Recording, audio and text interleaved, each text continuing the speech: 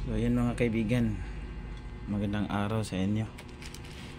Dumating na po yung order ko na sprocket set na galing kay Moto Eska.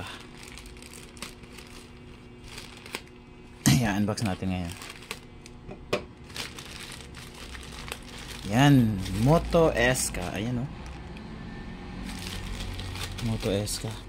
At saka yung sprocket set na to ay gold chain, black sprocket, engine at saka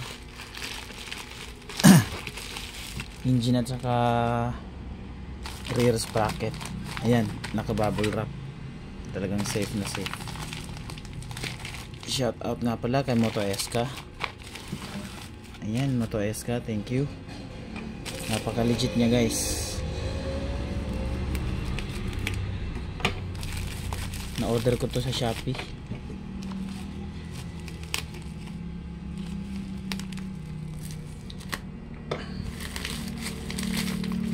So ayan o, meron akong audience dito.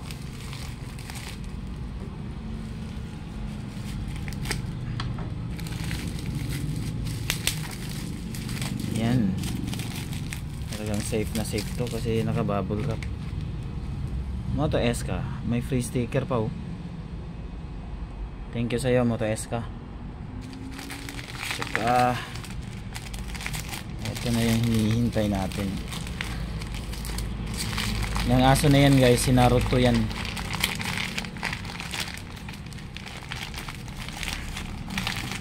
Naruto. Ayan.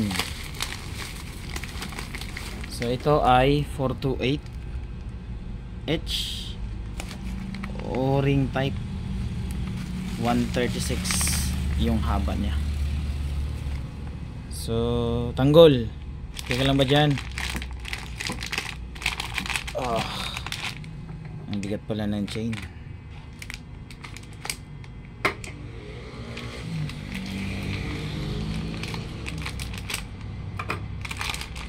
So ito yung chain.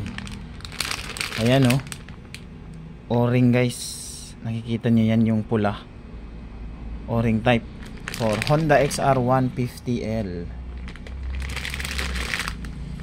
Mas gusto ko yung O-ring type katulad ng original stock, kasi kapag hindi kasi O-ring type parang lumiliit tingnan, bulky kasi ang XR, kaya mas maganda kung ano siya, para sa akin lang mas maganda kung ano siya,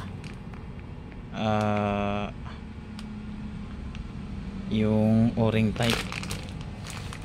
Tabi natin.